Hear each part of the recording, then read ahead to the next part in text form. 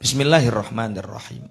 Akhirnya sudah kenal, sudah tidak ada masalah antara Nabi Yusuf dengan para saudaranya. Sudah clear, sudah baik. Semua orang itu pasti punya masalah. Kiai dengan mertua punya masalah, punya. Saya pernah masalah, pernah. Semua orang pasti punya masalah. Tapi kalau kita berdasarkan tauhid, ridho Allah, maka masalah berat apapun akan menjadi ringan. Dan kita akan melakukan hal yang membuat mertua itu ridho, ikhlas. Sampai cara mertua kula biasa muni, mantu sak Ponorogo dhewe apik mantuku Jenogoro iki. Sak Ponorogo apik dhewe yo mantuku Jenogoro. Sampeyan gak percaya takokno Mas ning kene, ibuku ning kene kae. Nggih, karena apa? Karena apa? Ya karena tuntutan kita hanya ridhone Gusti. Sampeyan ora rukun karo dulur. Enggak rukun sama dulur. Iku mesti bahase sing galengan ombo kono. Sing sawah kene dilongi. Dunia. Tapi kalau kita mikir ridho Allah, bahkan harta kita semua diminta oleh saudara, monggo. Makanya sampai nek bapak ibu eka pundut wis topaken kabeh Mas, wis topaken kabeh aku rasa kabeh ndang muni ngono, ora yo puenak. Mbah ora patek percaya. Nek masalah ora patek percaya modele. Ya Allah, ya Allah. Anggitku sing tak inter sing kaya.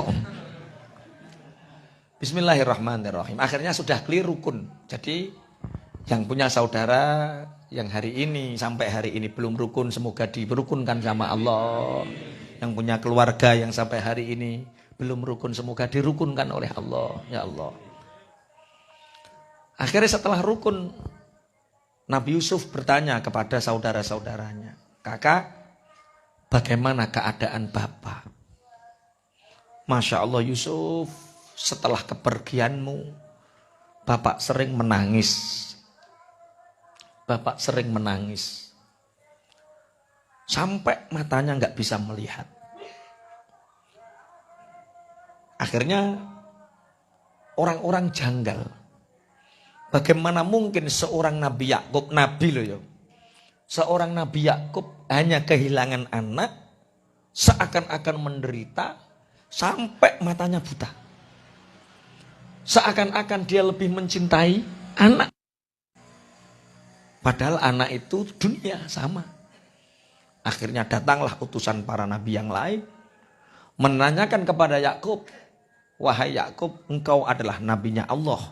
Selir pilihannya Allah. Kenapa kehilangan anak menyebabkan engkau berduka sampai matamu buta?" Apa jawab Nabi Yakub? "Aku menangis bukan karena kehilangan Yusuf. Yang aku tangisi adalah kepergian Yusuf di usia kecil.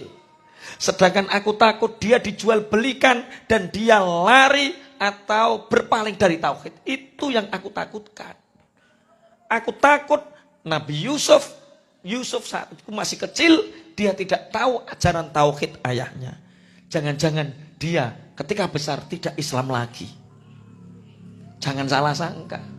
Jadi menangisnya Nabi Yakub bukan karena fisiknya Yusuf, tapi yang ditakutkan adalah tauhid atau keislaman Yusuf ketika besarnya. Akhirnya Nabi Yusuf mengatakan, "Idhabu biqomisi hadza fa'alquhu ala wajhi abi ya'ti basira." Kakak, bawalah gamisku ini, maka usapkan ke wajah bapakku. Fa'alku itu liko itu ketemu. Maknane uncalaken. Iki lo klambi uncalno ning raine bapak. Iye, yo enggak seperti itu. Baca di kitab-kitab yang lain, maksudnya fa'alku ya cukup sentuhkan gamisku ini ke wajah bapak, nanti bapak akan bisa melihat. Ini baju apa? Ini bukan baju sembarangan. Baju ini adalah baju yang digunakan oleh Nabi Ibrahim ketika Nabi Ibrahim dibakar oleh Raja Namrud. Nek wong Jawa ngarani rompi unta kusuma. Lah yo aku yo mikir. Jeneng unta kusuma kok dinisbatkan ning gone Nabi Ibrahim apa jenenge Nabi Ibrahim Jawa to piye? Yo wong-wong rompine Nabi Ibrahim dibakar Raja Namrud ora apa-apa jenenge rompi unta kusuma iku kondi. Ya wis pokok yo gamis ngono. Kalau bahasa di sini adalah bikomisi hadza. Kemudian gamis Nabi Ibrahim yang dipakai ketika dibakar Raja Namrud ini diwariskan kepada Nabi Yakub. Ketika Nabi Yakub memandang Nabi Yusuf seneng, gamis ini diluntung cilik, didadekno cilik, dikalungno ning kalungin Nabi Yusuf ketika masih kecil. Ketika Nabi Yusuf telanjangi, dimasukkan ke dalam sumur, telanjang, Nabi Ibrahim, malaikat Jibril turun membukakan kalungmu itu ada gamis dipakaikan oleh malaikat Jibril. Itu adalah gamis dari surga yang diberikan Allah kepada nenek moyangmu yang bernama Nabi Ibrahim, diwarisi kari Nabi Yakub, sekarang engkau warisi. Maka nanti karena gamis ini bau surga, jarak radius berapa ribu kilometer angin membawa bau surga ini, bagi seorang nabi bisa mencium. Aku mencium baunya Nabi Yusuf. Paham ya? Berarti baju apa yang diusapkan ini? Gamis Nabi Ibrahim. Nek kowe pengen darani rompi untuk kusuma yo ora apa-apa. Jadi ternyata tarikh sejarah itu akan selalu terulang. At-tarikhu yu'idu nafsah. Tarikh itu akan terus. Maka agar kita bisa mencetak sejarah, maka tirulah perilaku pelaku sejarah sebelumnya. Uripmu enteng. Oh aku duwe masalah kaya ngene, biyen sapa ya sahabat sing kaya iki. Dulu pernah toh satu sahabat yang meninggal di perang Uhud meninggalkan hutang, yang hutangnya dengan asetnya ketika dikalkulasi lebih besar hutangnya. Namanya sahabat Abdullah. Punya anak mbarep jenenge Jabir. Duwe dulur songo, cilik-cilik. Sahabat Abdullah kapundhut, orang-orang sing ngutangi bayek padha nagih hutang. Ada yang mengalami seperti itu? Dikumpulkan sama sahabat Jabir, anaknya yang pertama. Wis gini ayo, lunas-lunasan. Piye carane lunas-lunasan wahai Jabir? Itu bapak itu punya 2 kebun kurma. Wis ndang mek sak karepmu, utangmu lunas yo. Jiri wong-wong, penak men. Hei Jabir, kanca-kanca utang-utang. Aja kok terus nek kanca terus lunas ngono yo aja. Kanca-kanca duit-duit. Aja kok kanca senengane mangan duwite kanca. Lunas. Enggak bisa Jabir. Harus sesuai takaran kita. Akhirnya sahabat Jabir matur Rasulullah. Ya Rasulullah, bapak niku kapundhut. Bapak kula Abdullah niku kapundhut. Kula anak mbarep digodaki wong ngalor ngidul gara-gara utang. Lah tiang-tiang pun kula kumpulke sedaya. Lah terus kula kelengken nglunaske mboten saged. Kebunmu sing apik mbok nglunasi ki ndi to? Jabir, niki ya Rasulullah. Kanjeng Nabi ku ngumeti. Subhanallah walhamdulillah la ilaha illallah wallahu akbar. La haula wala quwata illa billahil aliyil azim. Subhanallah walhamdulillah la ilaha illallah wa akbar. La haula wala quwata illa billah. Diumeti karo Kanjeng Nabi. Jabir ngunduhi kapan? Hari yang ditentukan. Kumpulkan semua orang yang bapakmu punya hutang kepadanya. Dikumpulkan semua. Panen. Sahabat Jabir panen. Berapa hutangnya? Sekarung karung kurma. Berapa hutangnya? Semua ambil. Setelah semua ambil, ternyata kurmanya masih banyak dan untuk kebutuhan beberapa. Wong sing utangi atok nduh dhewe kae. Loh, berarti nek sampean duwe utang aja mara warung. Mara ngene kiai. Loh, jaman biyen marane ngene Kanjeng Nabi. Saiki marane ngene kiai. Tapi aja kiyaine kon umeti sawahmu. Kesel dalam iya, paling saiki jenenge wiwit ngono kuwi Pak. Kiai, wiwit Pak wiwit. Insyaallah. Ternyata memang sejarah itu akan terulang. Sahabat Jabir masih was-was kalau nggak cukup. Kalau kamu takut nanti nggak cukup Jabir, Kanjeng Nabi berdoa, Allahumma inni a'udzubika minal ajzi wal kasal. Wa a'udzubika minal jubni wal bukhl wa a'udzubika min ghalabatid daini wa qahrir rijal. Iku dungane wong kebulet utang. Doa yang diajarkan Rasulullah kepada kita ini tidak sekedar doa. Ini runtutannya dengan karakter seseorang.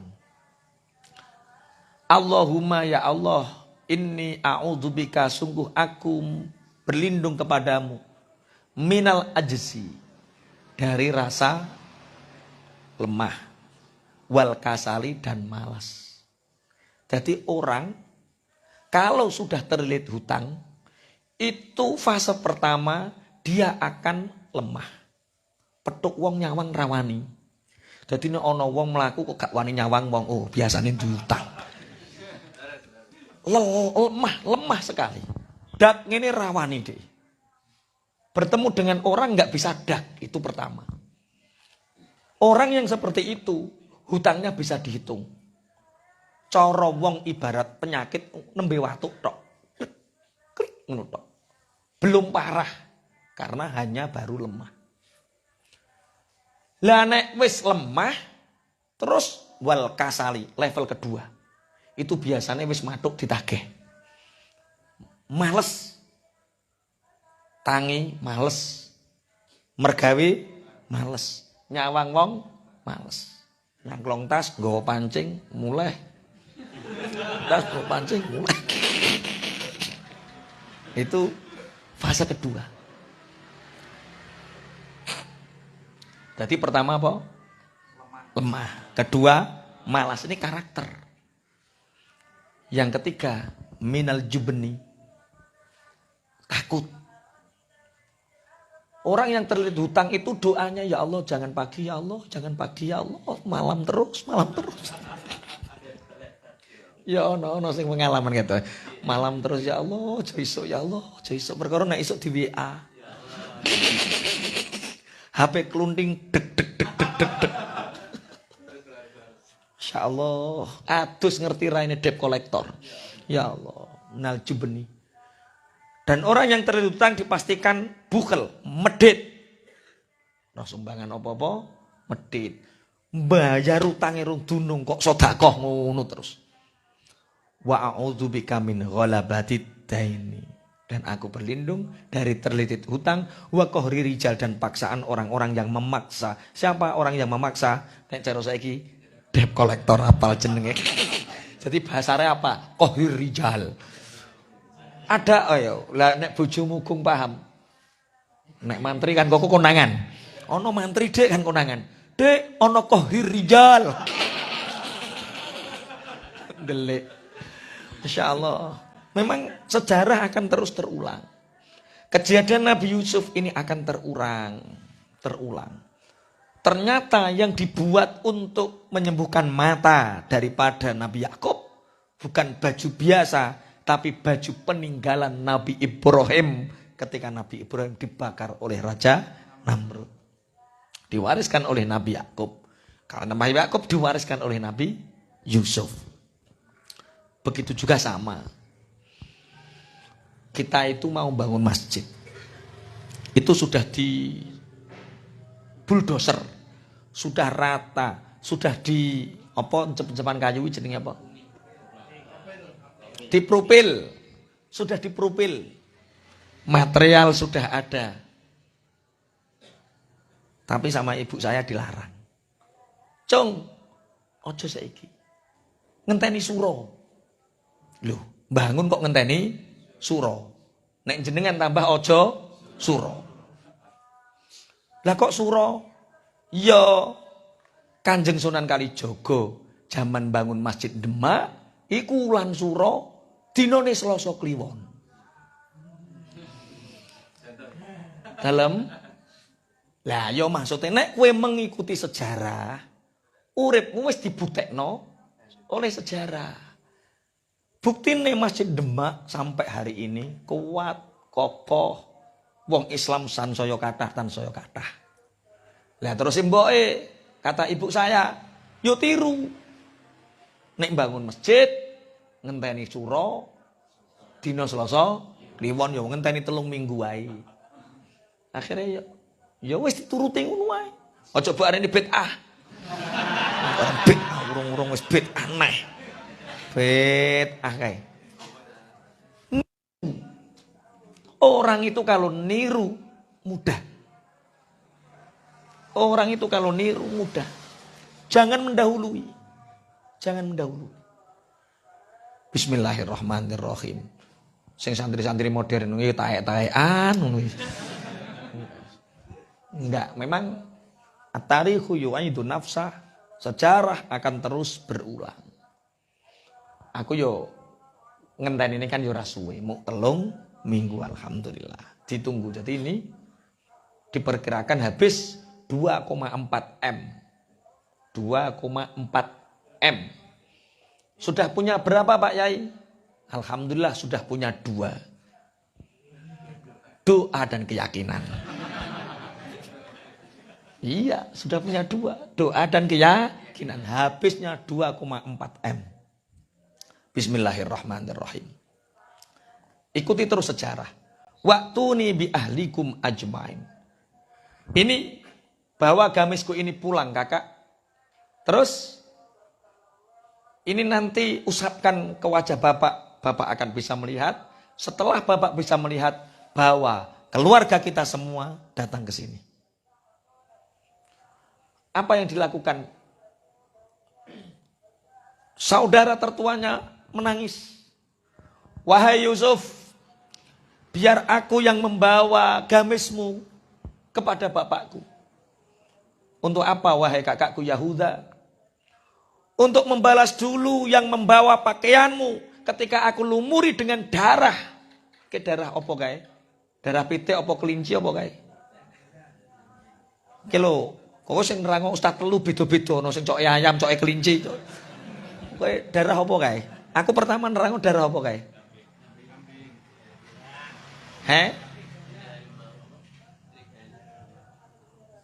Bukan, serigala itu alasannya sing nyokot. Serigala itu yang memakan Nabi Yusuf. Ciri Nabi Yakub pinter men serigalane. Masa memakan hanya orangnya, bajunya tidak sobek sekalipun. Biar aku yang membawa baju ini kepada bapakku, wahai Yusuf, karena dulu aku yang membawa bajumu, aku yang melumuri darah bajumu, yang aku memberikan kepada bapakku, sehingga bapakku merana sehingga sampai buta. Aku yang membawanya sebagai bentuk tebusan. Dari sini kita bisa belajar. Yahuda dosanya itu, tobatnya itu. Umar bin Khattab itu dulu pinter gulet, pinter jago gulat, preman di pasar Ukas. Walaupun dia berpendidikan, tapi untuk makan kadang-kadang dia adu tinju neng pasar Ukas. Ketika Umar bin Khattab, Sayyidina Umar bin Khattab masuk Islam, kok terus neng masjid terus, tapi gak. Dia berdakwah dengan cara premannya. Nah ono wong wani, ganggu Kanjeng Nabi, hadapi aku. Ganggu Kanjeng Nabi, hadapi aku. Itu Umar bin Khattab. Ada seorang penyair, namanya Imam Syarafuddin Al-Busyairi. Dia mendapatkan uang dari syair-syairnya. Dia mendapatkan uang banyak dari syair-syairnya.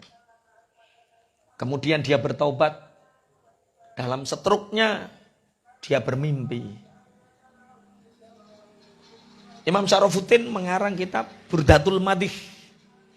Kalau aku dulu begitu indah memuji wanita sehingga karyaku diberi balasan yang tinggi, maka aku akan membuat syair yang terindah untuk Rasulullah sehingga dosa-dosa syairku dulu diampuni oleh Allah dengan pahala syair-syair salawatku. Akhirnya Imam Syarafuddin ngarang kitab Burdatul Mati. Maulaya sholli wa sallim daiman abada ala habibika khairi khalqi kulli wal habib abduruti. Itu Imam Syarafuddin. Yahuda sebagai bentuk pertobatan Yahuda, dia yang membawa gamisnya. Nabi Yusuf karena dulu yang nyeprati getih melumuri darah bajumu Yusuf sehingga dicium oleh bapakku, itu adalah aku yang membawanya. Kemudian bawa keluarga kita ke sini. Bismillahirrahmanirrahim.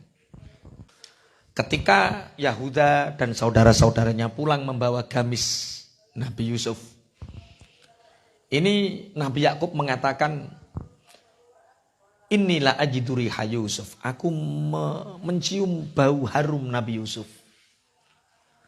Toh nanti kamu akan menganggapku bodoh. Jadi kenapa dengan ribuan kilometer ini Nabi Yakub sudah mencium bau? Karena para nabi itu ketika Mi'raj sudah mengetahui bau surga. Sedangkan gamis yang dibawa oleh Yahuda dalam perjalanan ini adalah gamis yang di situ tercium bau surga. Makanya ribuan kilometer pun. Kulo nate diceritani salah satu guru kulo. Piyambake niku mambu wangi serebel sing wangi iki khas malakul maut. Tadi bagi orang mukasyafah malakul maut liwat unki krasa. Sehingga guru kula niku nate rong bengi niku piyambake iki perkara mambu malaikat Israel lewat. Biasane ngoten niku 3 dina. Kok wis liwat. Mos aku 3 dina kas mati dadi wiridan astagfirullah terus Quran, kitab sinau terus Quran. Tapi dia gak cerita. Bareng 3 dina dadak sing mati pinggir rumah. Wah, kelewat berarti. Bareng-bareng lagi biasa mana. Memang biasa orang-orang mukasyafah seperti itu biasa. Bau malakul maut itu ada baunya. Cuman pengen roh ambune. Bau surga ini sudah dicium oleh Nabi Yakub. Bau gamis ini. Bismillahirrahmanirrahim. Apa yang dikatakan saudara-saudaranya? Qalu tallahi innaka lafi dhalalikal qadim. Saudara Nabi Yusuf mengatakan, sungguh demi Allah, Bapak, engkau masih dalam kebodohanmu yang seperti dulu ketika Nabi Yusuf meninggalkan. Semua orang meyakini Nabi Yusuf meninggal. Bapaknya mengatakan hidup. Mengatakan hidup dianggap bodoh. Sekarang mencium bau Nabi Yusuf dianggap bodoh. Maka datanglah rombongan Yahuda. Ketika datang rombongan Yahuda ini memberi kabar gembira, Bapak, kami telah bertemu dengan anakmu Yusuf. Bagaimana Yusuf? Apakah masih Islam? Ini pertanyaannya. Apakah Nabi Yusuf masih Islam? Bapak, adik kita Yusuf mulazamah istiqomah dalam keadaan Islam. Akhirnya Nabi Yakub mengatakan, qad tamma ni'matu rabbi. Sungguh telah sempurna nikmat Tuhanku kepada kita. Karena yang disedihkan oleh Nabi Yakub bukan kehilangan Yusuf, tapi menakutkan Yusuf keluar dari Islam. Setelah datang kabar gembira itu, langsung Nabi Yakub mengatakan, sungguh nikmat Allah telah sempurna untuk kita. Akhirnya ketika diletakkan di mata ini, langsung seketika bisa melihat. Fartadda basira. Kalau kita melihat cerita Nabi Yusuf ini, satu, Kenapa tidak hanya doa Nabi Yusuf yang langsung ke Nabi Yakub untuk melihat, untuk menunjukkan bahwa wasilah itu sangat penting. Ya ayyuhalladzina amanu taqullaha wabtaghu ilaihil wasilata wajahidu fi sabil. Ibtaghul wasilah. Carilah perantara wasilah. Maka doa Nabi Yusuf kepada Nabi Yakub untuk mata menyelihat bisa. Tapi Allah memberikan kesembuhan mata Nabi Yakub tidak melalui doa langsung dari Nabi Yusuf, tapi melalui wasilah gamis. Wasilah. Makanya di awal-awal Arab Saudi mendirikan negara Saudiyah, itu semua ulama yang membenarkan wasilah dibunuh dan dihukum mati. Tapi sebenarnya kita berhubungan dengan mayit, mendoakan orang mati, mayit manfaat untuk kita, itu sudah diajarkan dalam sholat. Assalamu alaika ayuhan nabi. Kita mendoakan orang mati. Assalamu alaika ayuhan nabi. Rasulullah masih hidup atau sudah mati? Masih, sudah meninggal. Makanya qala alam akul lakum inni a'lamu minallahi ma la ta'lamun. Nabi Yakub mengatakan, apakah aku tidak mengatakan kepada kalian, aku lebih mengetahui dari Allah apa yang tidak kalian ketahui. Sebenarnya Nabi Yakub itu sudah diberitahu oleh Jibril, nanti akan seperti ini, seperti ini, seperti ini. Tapi yang dikatakan oleh Nabi Yakub seakan-akan dianggap bodoh oleh orang lain. Di perbatasan antara Mekah dengan Madinah itu ada tol. Yang di sebelah tol itu ada makam Sayyidah Maimunah, istri Rasulullah Shallallahu Alaihi Wasallam. Menurut gambar peta tol itu harus melewati makam, sehingga makam harus dibongkar. Ini kejadian awal tahun 2000. Kemudian ulama-ulama sedunia tahu bahwa makam itu akan dibongkar, nyurati ke kerajaan. Itu makam Ummahatul Mukminin. Itu makam ibunda para orang mukmin, Sayyidah Maimunah. Tolonglah jangan dibongkar. Tapi pemerintah Arab Saudi tidak memperhatikan itu. Bahkan Sayyid Muhammad sudah menyurati, mendatangi, tidak dihiraukan. Makam Sayyidah Maimunah harus dibongkar. Akhirnya setelah hari sudah jadi, semua sudah siap. Sing tukang ngerjakno ratani apa? Kementerian apa jenenge? Kene kementerian apa? PU apa? Pekerjaan umum. Wis apal senengane ngajono proposal wong-wong. PU ya. Kementerian PU sana itu ketuanya malamnya bermimpi. Hari sudah tertentukan, seminggu lagi akan dibongkar makam itu. Malam harinya itu ketua menteri, ketua pembangunan PU itu bermimpi dengan Sayyidah Maimunah. Dalam mimpinya, wahai engkau yang akan membongkar makamku, silahkan engkau bongkar. Tapi aku akan memohon kepada suamiku, Rasulullah Muhammad, untuk tidak memberimu syafaat di hari yaumil kiamah. Bongkar makamku, tapi aku akan mohon kepada suamiku untuk tidak memberimu syafaat besok di hari kiamat. Bangun Menteri PU ini menangis. Bagaimana nasibku kalau aku tidak mendapatkan syafaat Rasulullah? Menteri PU ini mundur seketika. Mimpinya diceritakan kepada raja. Raja masih tidak percaya. Mau dibongkar. Malamnya raja sendiri yang bermimpi dengan Sayyidah Maimunah. Wahai Raja Malik, Abdul Malik, kalau engkau tidak mau, masih tetap ingin membongkar makamku, maka aku akan memohon kepada suamiku baginda Rasulullah Muhammad untuk tidak memberimu syafaat. Akhirnya rajanya takut, kemudian hari ini dipugar, maksudnya dipugari, tetap diabadikan, tolnya itu lewat sampingnya. Semoga nanti panjenengan bisa berziarah ke sana. Ke Sayyidah Maimunah. Pak Wo sudah pernah? Belum. Belajar bahasa Arab sehingga iso jalan-jalan neng di. Nek haji gak iso bahasa Arab ku eman. Alhamdulillah kemarin Allah memberi anugerah kepada kami sak rombongan. Saya ke Badar.